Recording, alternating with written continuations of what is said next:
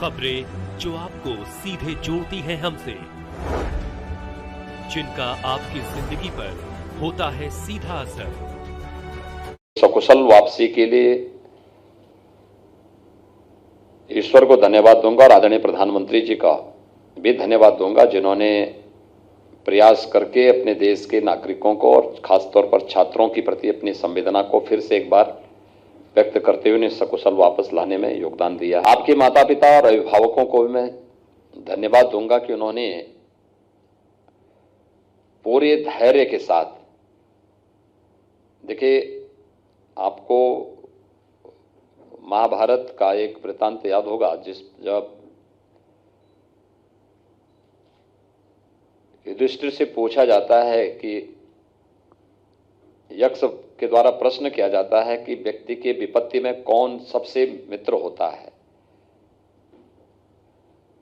तो युधिष्ठिर ने उस समय एक ही उत्तर दिया था कि आपत्ति के समय व्यक्ति का धैर्य उसका सबसे बड़ा मित्र होता है। होता क्या है कि जब कोई आपदा आती है, कोई संकट आता है, अक्सर लोग अपना धैर्य खो देते हैं, आपा खो देते हैं और फिर उल जलूल बयानबाजी करके या कोई ऐसा कदम उठा देते हैं जो सफलता के मार्ग में बाधा होती है।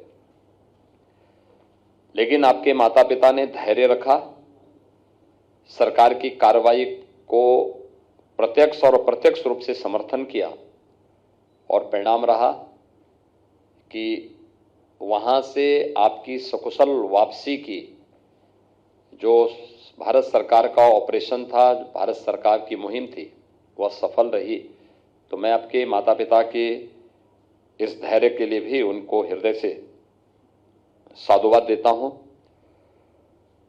उत्तर प्रदेश के कुल 1400 बच्चे, यानी अब तक हमारे पास जो डाटा है उसमें से 2397 बच्चे यूक्रेन में हैं जो मेडिकल की पढ़ाई कर रहे हैं या अन्य कुछ मेडिकल से संबंधित कोर्सेज के लिए वहां पर गए हुए थे। कल सायंकाल तक 1400 बच्चों को सकुशल वापसी लाया जा चुका है उत्तर प्रदेश के।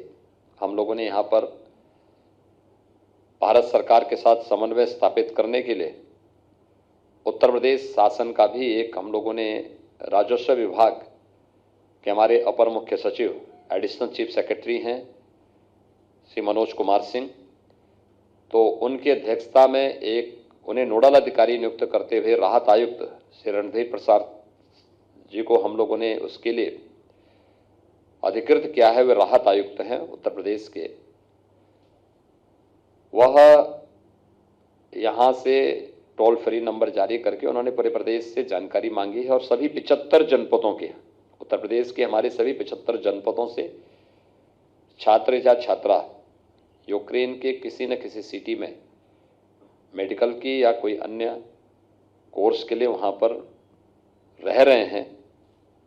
इनकी संख्या अभी तक हमारे पास 2400 आई है। 2400 में से 1400 की वापसी, सकुशल वापसी कल सायंकाल तक हो चुकी है और जो बाकी 1000 बचे हैं, भारत सरकार उसमें प्रयास कर रही है। आज भी कुछ लोग आ रहे हैं। प्रधानमंत्री जी लगातार इसकी बैठकें कर रहे हैं। प्रधानमंत्री जी ने रूस के राष्ट्रपति से भी और अन्य संबंधित से भी बातचीत किया है। यूक्रेन से सटे हुए जितने भी देश हैं, इन सभी जगह भारत के जो भी एम्बेसी हैं, वे भी सक्रिय रूप से बॉर्डर पर रह करके सहयोग करने के लिए कार्य कर रहे हैं और 4 केंद्रीय मंत्री स्वयं वहां कैंप कर रहे हैं, जो वहां पर सभी छात्रों को वापस लाने के लिए पूरी तत्परता के साथ कार्य कर रहे हैं।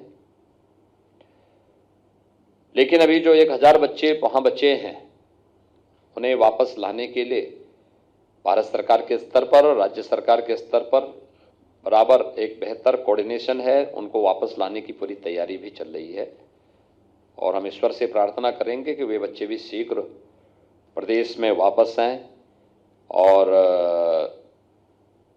उन सभी बच्चों को हम लोग यहाँ पर सुरक्षित पहुँचा दें, क्योंकि दिल्ली में भी हमारी एक पूरी टीम वहाँ काम कर रही है जो दिल्ली में रह कर के उन सभी लोगों को हम सुरक्षित उनके घरों तक, उनके माँ बाप तक पहुँचाने में योगदान दे सकें। तो भारत सरकार भी और राज्य सरकार भी इसके लिए पूरी तैयारी के साथ लगी हुई है।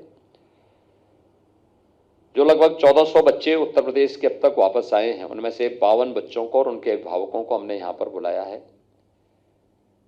तो मैं चाहूँगा कि मैं इससे पहले कि इंटरेक्शन करूँ उनमें से कुछ बच्चों से, अगर एक ओर से उनका परिचय हो जाए तो मेरे सहयोगी भी उनको जान देंगे और पता लगेगा कि किन किन जनपदों से बच्चे वहाँ पर अध्ययन कर रहे हैं। फिर इसके बाद आगे हम चर्चा करेंगे। तो एक कानपुर से हूँ।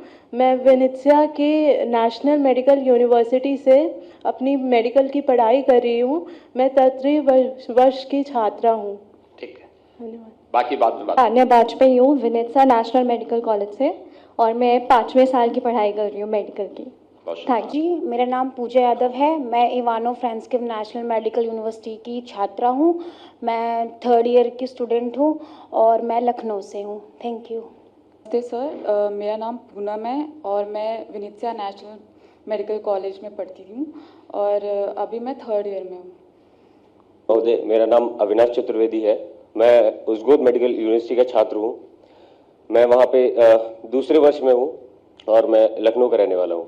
धन्यवाद। नमस्कार सर, मैं वेनेत्सिया नेशनल मेडिकल यूनिवर्सिटी का छात्र हूँ और 3rd ईयर से हूँ और सर मैं कानपुर देहात से हूँ। अपना नाम तो बताओ। आयुष्मान सर। तो नाम बोलो भाई। मैं अभिष्ट कुमार पांडे और गोरक्ष पीठाधीश्वर और हमारे जिले के संरक्षक श्री। आप गोरखपुर के रहने वाले हैं? जी। ओ। माननीय मुख्यमंत्री जी, आपके चरणों में मेरा सादर वंदन है और मैं वेनेत्सिया नेशनल मेडिकल यूनिवर्सिटी में पढ़ने वाला प्रथम वर्ष का छात्र हूँ। तो सर, मैं सुवी वाजपेयी फ्रॉम रायबरेली। मैं इवानो फ्रांस्किव नेशनल मेडिकल यूनिवर्सिटी की स्टूडेंट हूँ, 3rd ईयर की स्टूडेंट। सादर प्रणाम मुख्यमंत्री जी। मैं डेविड सीतापुर डिस्ट्रिक्ट सीतापुर का हूँ। मैं इवानो फ्रांस्किव नेशनल मेडिकल यूनिवर्सिटी में पढ़ता हूँ। मैं 4th ईयर का स्टूडेंट हूँ। नाम कुलदीप कुमार वर्मा है सर। मैं जनपद उन्नाव से हूँ सर। मैं ओडिशा नेशनल मेडिकल यूनिवर्सिटी जो कि यूक्रेन में है, वहाँ पे मैं MBBS 4th ईयर का छात्र हूँ। आप सबसे मैंने अभी परिचय भी लिया और कुछ जो हमारे छात्र यूक्रेन में अध्ययनरत रहे हैं उनके साथ एक बार संवाद भी बनाया है। कमोबेश सबकी वही एक कॉमन समस्या है। देखिए, जब एक संवेदनशील सरकार होती है तो वह सुख में भी और दुख में भी अपने नागरिकों के साथ खड़ी होती है। घर में हो या घर के बाहर, देश में हो या देश के बाहर, कैसे सरकार खड़ी हो सकती है।